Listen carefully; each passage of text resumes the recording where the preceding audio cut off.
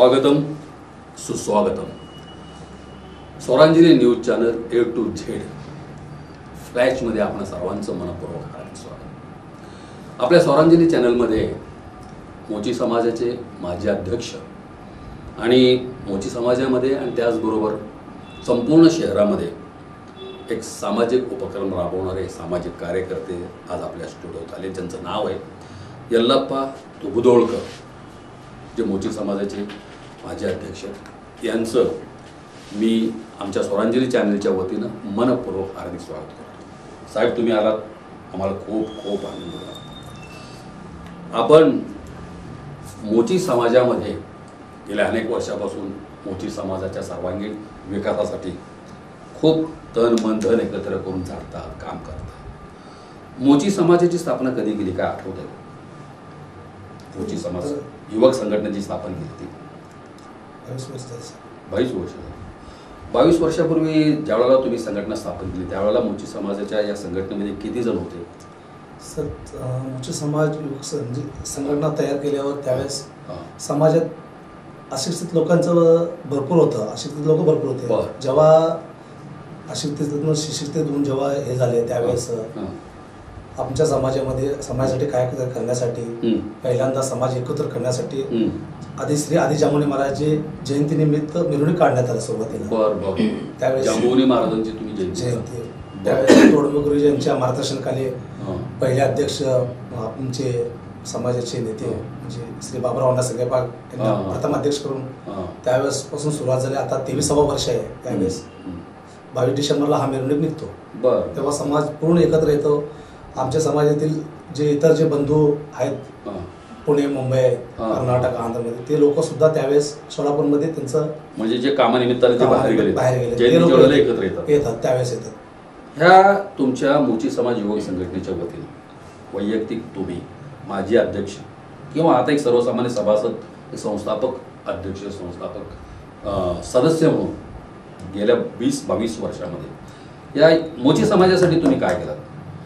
साहेब, मी जेव्हा अध्यक्ष झालो माझ्या अगोदर या मोची समाज युवक संघटनेचे अध्यक्ष सीतारामजी कांबाडे साहेब होते, अंबादास बाबा करगुळे होते, कुरमायाजी मंतोल होतो. त्यानंतर मी अध्यक्ष झालो. मी अध्यक्ष झाल्यानंतर आता सोलापूरमध्ये आमचा समाज हा लष्कर, बापूजी नगर, मोदी, चिंताला वस्ती, सोनीनगर, ओडको, उपलप वस्ती, मोठेरण वस्ती, भूषण नगर, लिंबेवाडी, रामवाडी, लिंबवड, थोडं त्यात सिटी वस्तीमध्ये आहे. तर त्या ठिकाणी आमचे लोक आहेत, त्या लोकांच्या समस्या जाणून गेले. त्या समाजातर्फे आम्ही युवक संघटनेचं सभासद जोडून घेणे, समाजाची म्हणजे कुठलीही समस्या असू द्या, आमच्या समाजातील कुठल्याही जाती दाखला, उत्पन्न दाखला, रेशन कार्ड किंवा आमच्या समाजातील जे पालक अशिक्षित आहेत त्या पालकांच्या पाल्यांना म्हणजे RTI मार्फत इंग्लिश मिडियमला कसं फ्री एज्युकेशनमध्ये इंग्लिश मिडियमला कसं हे करण्यासाठी प्रोत्साहन देणं किंवा त्यांचे फॉर्म भरणे, त्यांना सिलेक्शन कसं होतं हे करणे. मी सुद्धा आत्तासुद्धा साहेब माझा मुलगा RTI मध्ये शिकतो. त्यावेळेस मला जे अडचण आले ते इतर पालकांना येऊ नये म्हणून मी प्रत्येक वर्षी 7 ते 8 लोकांचं RTI फॉर्म भरतो. त्यातल्या 2-4 लोकांचं सिलेक्शन करून देतो.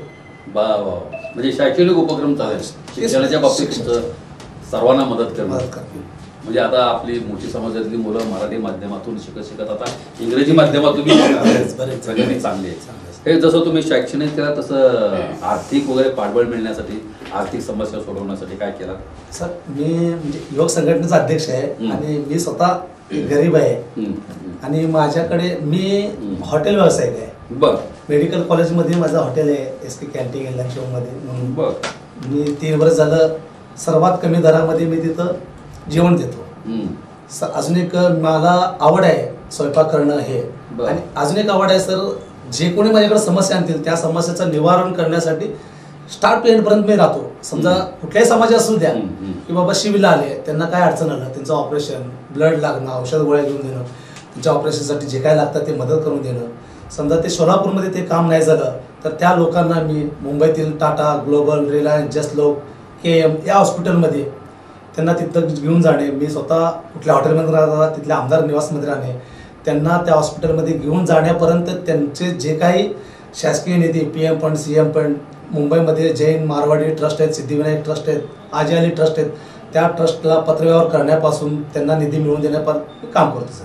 अरे वा वा, लय मोठं काम करता तुम्ही.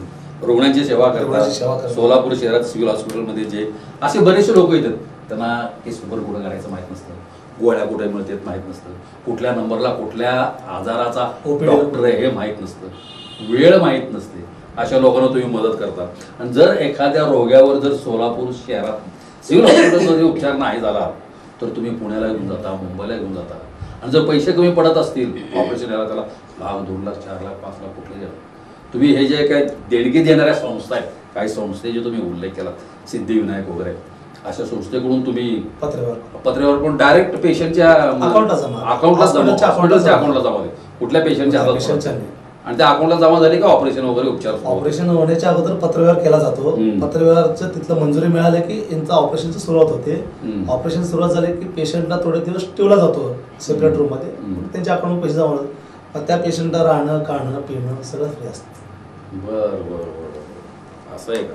म्हणजे तुमचं आरोग्यविषयक तुम्ही खूप चांगलं काम केलेलं. आणि इथंही सोलापूरमध्ये जे हॉस्पिटल आहेत, मी जिथं राहतो त्या प्रभागातील Gangamma hospital, doctor Prabhakar sir असतील, कॅन्सर हॉस्पिटल रहीम बोलेवाले सर असतील, आमचे गुरुवार वळसंकर सर असतील, शिवशंकर जे आता नाही राहत नाही, त्यांना सुद्धा माहित होतं माझं काम. तुपदळकरचं एखादा पेशंट आलं कर्नाटकचे वगैरे फोन केले, साहेब नंबर असरी म्हणलं तर आम्ही ओपीडीला त्यांचा नंबर लावून तो पेशंट येऊन सरांपाशी चेकअप वगैरे करून ट्रीटमेंट येऊन जाण्यापर्यंत आम्ही त्यांना सहकार्य करत होतो. म्हणजे महाराष्ट्रातले पेशंट, त्यातल्या सोलापूर किंवा कर्नाटकच्या पेशंटला सुद्धा तुम्ही विजापूर, रायचूर, गुलबर्गा, वाडी, शहाबाद, जमखंडी, बसवकल्याणचे लोक, बरेच लोक संपर्कात असल्या कारणाने सोलापूरमध्ये म्हणजे कोण आहे हॉस्पिटल म्हणजे यल्लाप्पा आहेत, त्यांना फोन लावून येत होते आणि त्यांचं रुग्णसेवा करणं हेच आमचं काम असेल. खूप चांगलं काम आहे. रुग्णांची सेवा करणं खरंच पुण्याचं काम आहे. सर तुम्ही अजून एक चालू साहेब महत्वाचं सांगायचं म्हणजे सिव्हिलमध्ये जे सरकारी नोकरीचे जे जागा निघते साहेब, बऱ्याच जणांना आमच्या समाजातील किंवा एससी प्रवर्गातील बऱ्याच जणांना माहित नसतं साहेब. मी ते मला सिव्हिलमध्ये मी माझं कॅन्टीन असल्या कारणाने आणि रोजचं मी सिव्हिलमध्ये रुग्णसेवा करत असल्या कारणाने तिथील जे डॉक्टर वगैरे आहेत, डॉक्टर औदुंबर मस्के साहेब, नागराज चिटणीस मॅडम, सुनील अंतराळकर सर, हे जे माझे डॉक्टर आता जे सध्याचे डीन आहेत जयकर सर वगैरे, माझे एकदम चांगले जिव्हाळ्याचे संबंध असल्या कारणाने ते लोक खास करून सांगतात की बाबा असं असं हे जागा निघाल्यात, जास्तीत जास्त लोकांना ऑनलाईन भरायला लावा आणि परीक्षा असते ते परीक्षा द्यावा, जेणेकरून माझ्या मागासवर्गीय समाजातील, माझ्या मोठी समाजातील युवकांना युवतींना काम कसं मिळेल हे मी प्रयत्न करतो साहेब. जे म्हणजे दैनिकमध्ये प्रसारण करतील सीट निघाली बाबा, त्या लोकांना मी माहिती देतो की तुम्ही पहिलं फॉर्म भरा, तुम्ही फॉर्म भरल्यावर ते रिसिप्ट घ्या, त्याचे जे डॉक्युमेंट असतील झेरॉक्स मला द्या, मी त्यांच्याशी चर्चा करतो, जेणेकरून माझ्या समाजातील जे शिकलेले आहेत, शिकून सुद्धा त्यांना काम नाही, त्यांना कुठंतरी सरकारी नोकरी लावा म्हणून हे मी प्रयत्न करतो साहेब. आणि सध्याला 153 जागा निघाल्या आहेत सिव्हिलमध्ये, कक्षसेवक, शिपाई वगैरे. ते आता 12 तारखेपर्यंत त्यांचं लास्ट डेट आहे, 11 तारीख लास्ट डेट आहे. तर मी औदुंबर मस्के सरांना ज्यांचे मेन आहेत त्यांना मी भेटून सर जास्तीत जास्त मोठी समाज महाराष्ट्रातील लोकांना हे कसं लागतं येईल मी त्यांच्याशी चर्चा केलो. त्यांनी म्हणले तुपदळकर तुम्ही पहिला फॉर्म भरायला लावा, आपण जे काही त्यांना मदत लागेल त्यांना करू, एवढं शब्द दिले. मोठी समाजामध्ये जे बेरोजगार तरुण आहेत, शिकून घरात बसलेत, काम नाही, धंदा नाही, तुम्ही त्यांना डायरेक्ट सरकारी नोकरी मिळवून देण्यासाठी प्रयत्न करताय आणि सगळंच काम करताय. म्हणजे त्यांच्या घरी जायचं, त्यांचे कागदपत्र गोळा करायची, दवाखान्यात जायचं, ऑनलाईन भरणं, संबंध डॉक्टरांना भेटणं, त्यांच्याकडून त्या मुलांच्या अभ्यासाची तयारी करून घेणं, भारी काम आहे. मग ह्याच्यासोबत तुम्ही रमाई आवास योजनेचं पण काम करताय? सर रमाई आवास योजनेचं मी हॉस्पिटलाईन केटरिंग इथपर्यंत ठीक आहे सर. रमाई आवास योजना वगैरे ते शासनापुरतं काम असतं सर. त्यासाठी रमाई आवास योजना माझ्या समाजासाठी मंजूर होण्यासाठी किंवा मी ज्या प्रभागात राहतो त्या प्रभागात तो रमाई आवास योजना कसा राबवला जाईल त्यासाठी मी प्रयत्न करतो. पण माझा प्रयत्न थोडं कमी पडत आहे साहेब, कारण का मी महापालिकेतील लोकप्रतिनिधी नाही किंवा माझ्या घरातील कोणी नगरसेवक किंवा नगरसेवक नसल्या कारणाने माझा आवाज डायरेक्ट शासनापर्यंत पोहोचत नाही किंवा इथले अधिकारी त्याची दखल घेत नाही सर. कारण का माझ्याकडे तेवढं मोठं पद प्रतिष्ठा नसल्या कारणाने मी जे काम हाती घेतो पण ते पूर्णत्व नेण्यासाठी कुठेतरी कमी पडतं साहेब. मग हे जे कमी पडतंय ते एखादं पद नसल्यामुळं, शासकीय निमशासकीय पद नसल्यामुळं, म्हणून हे पद प्राप्त करण्यासाठी किंवा आपण जे आता वेगवेगळी जी कामं करतोय, शैक्षणिक, सामाजिक, आर्थिक, गोरगरिबांच्या तळात म्हणजे आजारपणा असेल, शैक्षणिक असेल, म्हणजे याला एक शक्ती मिळण्यासाठी म्हणून तुम्ही महानगरपालिकेला इच्छुक वगैरे किंवा तिथं एखादं पद मिळालं की अजून आपलं काम चांगलं होईल, अजून गोरगरिबांची सेवा करता येईल असं हीच इच्छा आहे साहेब. मी 2012 पासून मनात अपेक्षा बाळगून आहे. 2012ला 4चा प्रभाग होता, प्रभाग 22. त्यावेळेस मी एवढा चारचाच प्रभाग आहे. त्यावेळेस एवढा ऍक्टिव्ह नव्हतो की बाबा राजकारणात उतरण्यासारखं. मी सामाजिक कार्य करत होतो पण राजकारणात एवढा ऍक्टिव्ह नव्हतो. मग 2017ला संधी आली पण मिळाला नाही. कुठल्या पक्षातर्फे संधी आली होती? त्यावेळेस काँग्रेसकडनं मी इच्छुक होतो. काँग्रेसकडनं माझी बहिणीसाठी इच्छुक होतो. एससी महिला सुद्धा आम्हाला आरक्षण पडलं होतं. त्यावेळेस आम्हाला मिळालं नाही. त्यावेळेस चालू नगरसेवकांना त्यांनी तिकीट दिलं. ह्यावेळेस जर या आमच्या समाजातील, मागासवर्गीय समाजातील किंवा माझ्या प्रभागातील कामे करण्यासाठी माझ्या प्रभागातील जे नागरिक जे सतत मला म्हणतात की बाबा तुम्ही काही नसताना एवढं काम करता, तुम्ही जर एक महापालिकेतील एक प्रतिनिधी किंवा तुमच्या घरातील कोणी व्यक्ती नगरसेवक झाले असतात तर तुम्ही किती चांगले काम केलं असतं, हे तेथील नागरिकाचं म्हणणं असल्या कारणानं मला काम करण्यासाठी स्फूर्ती मिळते साहेब. आणि जेणेकरून जर आमच्या घरातील कुठली व्यक्ती, तुपदोळकर या परिवारातील कुठली व्यक्ती जर नगरसेवक किंवा नगरसेविका म्हणून झाल्या तर त्यांच्या मार्गदर्शनाखाली किंवा माझं काम करण्याचं अजून जरा मला ताकद येईल आणि जे काही राहिलेले काम आहेत, रमा योजना असू दे किंवा प्रभागातील समस्या, ते सोडवण्यासाठी तुम्हाला ताकद मिळेल आणि मी अधिक जोमाने काम करू शकेन साहेब. मग आता तुमच्या डोळ्यासमोर निवडणुका आता महानगरपालिकेच्या लागतील. हा ऑक्टोबर महिना संपत आला, शेवटचा दिवस आहे. नोव्हेंबर किंवा डिसेंबर एंडला आचारसंहिता लागण्याची शक्यता आहे. जानेवारीत 100% लागतील. फेब्रुवारीमध्ये महानगरपालिका स्थापन बी होती. तुमच्या डोळ्यासमोर असा एखादा प्रभाग आहे का सुरक्षित, जे तुम्ही त्या भागामध्ये खूप चांगलं काम केलं आणि आपण निवडून येण्याची शक्यता आहे, असा कुठला प्रभाग ठेवलाय? मी मधुकर बस्तीमध्ये राहतो. माझा प्रभाग हा प्रभाग क्रमांक 22 आहे. तो माझा प्रभाग 22 हा 2012 पासून 4चा प्रभाग आहे. 2012, 2017, 2022ला तर इलेक्शन झाले. दोन्ही वेळेस एससी महिला आरक्षण होतं. एससी महिला मला प्रभाग 22 मध्ये मी याच्या अगोदर एवढं चांगलं काम केलं आहे. माझ्या प्रभागामध्ये मधुकर बस्ती, मोठेरण वस्ती, सोनेनगर, घोडको, दोंडी वस्ती, भूषणनगर, हे जे पट्टा येत आहे ते जास्तीत जास्त मोठी समाजाचे लोक आहेत. सर प्रभाग 22 हा असा प्रभाग आहे त्यात मुस्लिम समाज नंतर जर सर्वात जास्त जे लोकसंख्या असेल ते मोठी समाजाचे आहेत. प्रभाग 22 मध्ये 2 नंबर, 1 नंबर, लिंबेवाडीचा थोडा भाग, सेटलमेंटचा थोडा भाग, रामवाडी, हा जो पट्टा आहे त्या प्रभाग 22 मध्ये आतापर्यंत एकूण 41,032 मतदान आहे. सर त्या 41,032 मतदानमध्ये 10,999 हे मागासवर्गीय लोकांची लोकसंख्या आहे. तर त्या 10,000 मध्ये कमीत कमी 7,500 ते 7,000 हा मोची समाजाचा भाग आहे. आणि मी मोची समाजाचा, माजी युवक अध्यक्ष आणि मोची समाजाचा कार्यकर्ता, एक प्रतिनिधी मोची समाज असल्या कारणानं आमच्या बहिणीला एससी प्रभागातून मोची समाजाचं तिकीट दिले तर मोची समाज तर माझे मतदान आहेतच. सर माझं म्हणजे मी आतापर्यंत ज्या प्रभाग 22 मधलं जे गोष्ट सांगितलं सर, सेटलमेंट, लिंबेवाडी हे जे भाग आहेत तेथील जे कैकाडी, पामलोरी, चपरबंदी, टाकारी हे जे समाज आहेत त्या समाजामध्ये सुद्धा माझं वावरणं चांगलं आहे. सर्वांशी मिसळून राहतो, मैत्रीप्रमाणे राहतो. त्यांचे काही समस्या असतील हॉस्पिटलला वगैरे मी त्यांचे सोडवण्याचा प्रयत्न करतो. माझ्याकडे त्यांचा स्वभाव सुद्धा मैत्रीपूर्ण आहे. आणि मुस्लिम समाज सुद्धा जास्त आहे सर, 1 नंबर 2 नंबर मध्ये कमीत कमी 12,000 ते 13,000 मुस्लिम समाज आहेत. मुस्लिम समाजामध्ये सुद्धा माझं चांतारापासून वगैरे चांगलं काम आहे. कारण का मी आतापर्यंत प्रत्येक जाती धर्मातील लोकांना मैत्रीपूर्ण वातावरणामध्ये त्याच्याशी जगलो आहे. सगळ्याशी मैत्री, कुठल्याही जाती धर्मामध्ये वैरी नाही वगैरे. कोणाचाही कॉल आला, कुठल्याही पक्षाचा असू दे, कुठल्याही समाज असला, तुपदोळकर भैया, यल्लाप्पा भाई हे काम आहे, मी त्यांनी येण्याच्या अगोदर मी 5 मिनिट अगोदर त्यांचं उभा राहिला असतो. भाई अभि आम्ही नाही तुम आहे अण्णा नत्पणी दिरो, असं जे इतर समाज कैकाडी, पामलोरी, टाकारी म्हणजे हे जे समाज आहेत ते समाज लोक आमचं काम हॉस्पिटलमध्ये असं आहे, हे आहे, रक्त पाहिजे, ब्लड पाहिजे, प्लाझ्मा पाहिजे. साहेब मी एक सर्वसाधारण कार्यकर्ता आहे मोची समाजाचा. माझ्या वाढदिवसाने माझे मित्र परिवार वाढदिवस करतात.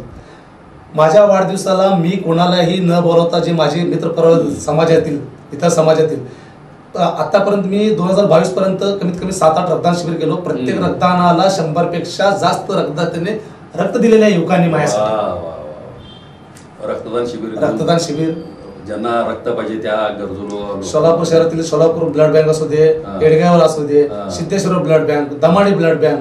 पहिल्यापासून मी वयाच्या 18व्या वर्षापासून रक्तदान स्वतः मी रक्तदान करतो साहेब. वर्षातून 2दा करतो. त्या प्रेरणेने मी हे काम करत आलो. माझ्या वाढदिवसात 101 रक्तदान केलेले आहेत. तुमच्या वाढदिवसाला ज्या पद्धतीनं तुम्ही रक्तदान शिबिरावर घेतला तसा आता तुम्ही प्रभाग क्रमांक 22 म्हणून जे एरिया सांगितलं, ज्या एरियामध्ये जवळजवळ 7,500 मोची समाज आहेत, 12 ते 13,000 मुस्लिम समाज आहेत, असं तुम्ही जी वर्गवारी करून दाखवलं. हे जे लोक राहतात हा जो प्रभाग आहे त्या प्रभागामध्ये काही त्या नागरी विकासाची कामं केला तुम्ही त्या प्रभागात? रस्ते, ड्रेनेज, पाणी, लाईट वगैरे असं काय लक्ष घातलात कधी? मागील 3 टर्म जे आमदार होते आमचे प्रणिताई शिंदे यांच्या माध्यमातून ड्रेनेजचे कामं, रोडचे कामं, मी आतापर्यंत जे कामं केलं त्याचे फोटोज आहेत माझ्याकडे आहेत. मी एवढा मोठा नाही की बाबा की मी एक लोकप्रतिनिधी नाही किंवा महापालिकेचा कुठलं सदस्य नाही. मी काम करत असताना आपण ज्यांचं काम केलं ते आमदार असू दे, खासदार असू दे, आपण त्यांच्यासाठी काम केलं म्हटलं तर त्यांच्याकडनं निधी आणून ते काम कसं लोकांपर्यंत पोहोचतील हे काम केलं सर. सर्वात मोठा समस्या जे होतं माझ्या प्रभागात, जे मोदी ब्रिज आहे, जे खाली ब्रिज आहे, त्या ब्रिज मध्ये पावसाळ्यात एखादा छोटा पाऊस पडला तरी ते गळ्यापर्यंत पाणी साचत होतं. त्यावेळेस महापालिकेचे आयुक्त जे पी शिवशंकर साहेब होते, मी त्यावेळेस प्रणिताई शिंदे यांचा कट्टर कार्यकर्ता होतो. त्यावेळेस मी ताईंना निवेदन दिलं. त्यावेळेस ताईंना निवेदन दिलं ते काम कसं पूर्ण होईल त्यासाठी ताईंनी पी शिवशंकर साहेबांना जाग्यावर स्पॉटवर बोलवून त्यांनी आणि ते रेल्वेचे जे समस्या होती, रेल्वेचे पाणी येणं किंवा ते भरल्यावर ते काम 2022-23ला जेव्हा आम्ही केलो ते काम प्रणिताई शिंदे यांच्या मार्फत झालं. मी केलेल्या सुचवलेल्या कामामुळं आज किती जरी मोठा पाऊस आला तर त्या पुलामध्ये पाणी भरत नाही साहेब. हे फक्त माझं किंवा मोची समाजाची समस्या नव्हतं, तर त्या भागातून येणाऱ्या जाणाऱ्या म्हणजे मोदी ब्रिजच्या खालील रामोडी सेटलमेंट, लसलगर वस्ती, डोणगाव ह्या भागात जे लोक जात होते, त्या येणं जाणं होतं, त्या लोकांसाठी अजून साहेब सर्वात मोठा समस्या म्हणजे त्या पुलाच्या पलीकडे जे 3 हॉस्पिटल होते, मोठे हॉस्पिटल, त्या मोठ्या हॉस्पिटलला जाण्यासाठी जे ॲम्ब्युलन्स वगैरे येत होतं सिरियस पेशंट घेऊन, त्या लोकांना एवढा त्रास व्हायचं. त्या आता ते त्रास एवढं कमी झाले आहे की बाबा त्या पेशंटला दगावण्याची सुद्धा शक्यता त्यावेळेस होतं. जे मी सुचवलेलं कामं म्हणजे आमदार प्रणिताई शिंदे त्यावेळेस आमदार होते, त्यांनी मी सुचवलेलं काम त्यांनी चांगल्या पद्धतीने त्यावेळेस करून दिले. त्या ताईंच्या माध्यमातून आणि पी शिवशंकर साहेबांच्या माध्यमातून मी सुचवलेलं कामं केले म्हणून आज ते फुल आता भरत नाही. किती जरी पाऊस आला तर ते भरत नाही. लोक म्हणतात की हे काम मी केलं हे माझ्याकडे प्रूफ आहे. मी केलो हे माझ्याकडे प्रूफ आहे. मी दिलेला अर्ज सुद्धा माझ्याकडे फोटो कॉपीज आहे साहेब. मी आतापर्यंत बरेच कामं केलो, कधी मी सोशल मीडियावर वगैरे टाकलं नाही की बाबा हे मी काम केलं म्हणून. सर ते करत असताना माझ्या वस्तीतील एक 8 बोळ आहेत. मी ज्या वस्तीत राहतो मधुकर वस्तीमध्ये एकूण 8 बोळ आहेत. त्या 8 बोळमध्ये 4 बोळाचं काम ऑलरेडी झालं होतं, राहिलेले 4 बोळाचं काम होत नव्हतं. म्हणजे कुठलं त्या बोळातलं काम म्हणजे फरशीकरण, लाईट सगळं सर. पाण्याचे लाईन पासून पाणी चेंबर, पहिलं पाईपलाईन, नळाचं पाईपलाईन, नंतर चेंबर, नंतर रोडचं काम होतं साहेब. त्यावेळेस 8 पैकी 4 बोळातलं केलेले होते. राहिले 4 बोळाचं होतं तर त्या बोळातलं काम होत नव्हतं. किती जरी ते लोक प्रत्येक वेळी पाणी आलं तर पाणी नाही आलं म्हणून माझ्या घरी जायचे. मी झोन अधिकारी पानघर साहेबांना, त्यांचे जे आता सहकारी आहेत कुलदीप जगदाळे साहेब असू दे, चौबे साहेब असू दे, संदीपजी कारंजे साहेब असू दे, मी अधिकारी वर्गांना मी एखादा फोन केला, साहेब मी तुबदोळकर बोलतोय, असं माझ्याकडे समस्या आहे. तुबदोळकर तुम्ही जेव्हा समस्या असतील तेव्हाच फोन करतात, तुमच्यासाठी आम्ही 10 मिनिटात माणसं पडत. जेव्हा मी त्यांना कॉल केलो तेव्हा ते लोक येऊन काम करून गेले. रोडचं काम झालेलं आहे साहेब. मला अजून म्हटलं तर मला संधी जर मिळाली माझ्या परिवारामधील कोणाला तरी, माझ्या प्रभागामध्ये समस्या अजून बरेच आहेत. आतापर्यंत जे समस्याचे कामं केलेले आहेत ते काम पूर्णत्व नेलेले आहेत किंवा ते अर्ध्यावाटेवर सोडलेले आहेत. ते पूर्णत्व नेण्यासाठी मला कुठं तर संधी मिळायला पाहिजे माझ्या परिवारात. म्हणजे अशी कुठली कामं आहेत प्रभागात जे करायची राहिली त्यासाठी तुम्हाला नगरसेवक व्हायचं? प्रथमतः आम्ही ज्या एरियात राहतो ते झोपडपट्टीचा भाग आहे. आमच्या प्रभागात जास्तीत जास्त पाणी, ड्रेनेज, आलेल्या पावसाचं पाण्याचं निवारण होणे, कोणाच्या घरात न शिरणे, आणि जास्तीत जास्त मी सांगितलं 10,999 हे मतदार जे आहेत इतर मागासवर्गीय, मोची समाज, मार, मांग, ढोर, चांभार हे जे संत रोहिदास वगैरे हे लोक राहतात. त्या लोक एवढ्या म्हणजे पत्रा शेडमध्ये वगैरे राहतात, जुने बांधकाम, मातीचे बांधकाम आहेत. त्या ठिकाणी मला रमाई आवास योजना हा राबवून त्यांना पक्के घरे कसं मिळतील हे काम, हे माझा पहिला उद्देश आहे की हे कसं होईल. साहेब, जर रमाई आवास योजना जर माझ्या वस्तीतील, माझ्या प्रभागातील लोकांना मंजूर झालं, सर घरं जर पक्के होत असेल तर त्या घरं पक्के होण्यासाठी आपल्याला पाण्याची गरज असते. पाण्याचं काम होऊन जाईल. पाणी जर बरोबर असतील तर पाण्याचं निवारण करण्यासाठी ड्रेनेजचं काम होईल की बाबा पाणी एवढं असताना पाणी जर चेंबरात गेलं तर चेंबराचं पाणीचं विल्हेवाट लावण्यासाठी डायरेक्ट चांगलं लाईन, जे आतलं लाईन आहे टोटल रोडला आणणे, आतमध्ये 8 इंच पाईप घालून रोडला आणून रोडला 12 इंचीचं पाईपलाईन करून जे रामोडी बोगद्यामध्ये पर्यंत कसं नेता येईल हे बघणे. सर, चेंबरचे काम जर चांगल्या प्रकारे पाण्याचं निवारण होत असेल तर ते चेंबर चांगलं असताना चेंबरावर चांगल्या प्रकारचा रोड कसा देता येईल. हे सर्व करत असताना माझ्या वस्तीतील जे सार्वजनिक शौचालय आहेत, जेणेकरून ते सार्वजनिक शौचालयाची देखभाल करणे, तिथं 24 तास पाणी उपलब्ध करून देणे, तिथं जे महापालिकेचे जे कर्मचारी आहेत ते कर्मचारी रोजच्या रोज येऊन साफसफाई करणे, दुर्गंधी पसरवणे, किडा आळ्या होऊ नये हे पाहणे. तेच करत असताना इतर जे समस्या आहेत, गाळ वगैरे काढणे, पावसाळ्याचे कामं, पावसाळा सुरू व्हायच्या अगोदर जे पावसाळ्याचे काम असतात, पावसाळ्यामध्ये त्रास न होणाऱ्या कामं आहेत ते उन्हाळ्यामध्ये करायचं असतात. जेणेकरून जे उन्हाळ्यात ते कामं केले, ड्रेनेज लाईन साफ करणं किंवा गाळा काढणं, तर पावसाळ्यामध्ये एक सुद्धा समस्या उद्भवणार नाही, उठत नाही. कारण का जर पावसाळ्यात जर समस्या उद्भवत असेल तर ते उन्हाळ्यात केलेल्या कामामुळे ते उद्भवते. त्यासाठी महापालिका अधिकारी, झोन अधिकारी, आयुक्त साहेबांना निवेदन देणे, त्यांच्याकडून हे समस्याचं कामं करून घेणे, जेणेकरून पावसाळ्यात कोणालाही न त्रास होण्यासारखं. आणि पावसाळा जर सुरळीत गेला तर लोकांचा हिवाळाही सुरळीत जातो. नाहीतर पावसाळा जर लोकांना त्रासदायक झाला तर हिवाळ्यात त्यांचं मानसिकता बदलतो की बाबा पाऊस असताना घर पडले, पत्रे पडले. साहेब, मी अजून एक सांगत होतो, ताईच्या माध्यमातून आमचे जे झोपडपट्टी भागात दिले, पत्रे वगैरे घेऊन देणं वगैरे, मी आतापर्यंत 100 लोकांना पत्रे घेऊन दिलं सर. पत्रे, वासे वगैरे. सर, मी अजूनही गरीब, ज्यांना नवीन घर बांधायचे त्यांना दिला, घरे पडले आहेत, बाधित झाले, ज्यांना घर असं पुरामुळे पडले किंवा पावसाला वाहून पडले, ज्यांचे जे मातीचे भिंत आहेत ते ढासळले, त्यांना पत्रा वगैरे घेऊन देणे, वासे वगैरे देण्याचं काम. साहेब, मी एवढं ऍक्टिव्ह होतो साहेब, मी असं समस्या ताईंना मेसेज केल्या यायची. भर पावसात ताई सुद्धा भर पावसात 10 ते 20 वेळा येऊन भर पावसात त्यांचं घर बघून 2 मिनिटात पत्रे वासे परत पोहोचले द्यायचे. म्हणजे तुम्ही नगरसेवक नसताना एवढी मोठी कामं केलात, नुसत्या मेसेजवर, फोनवर.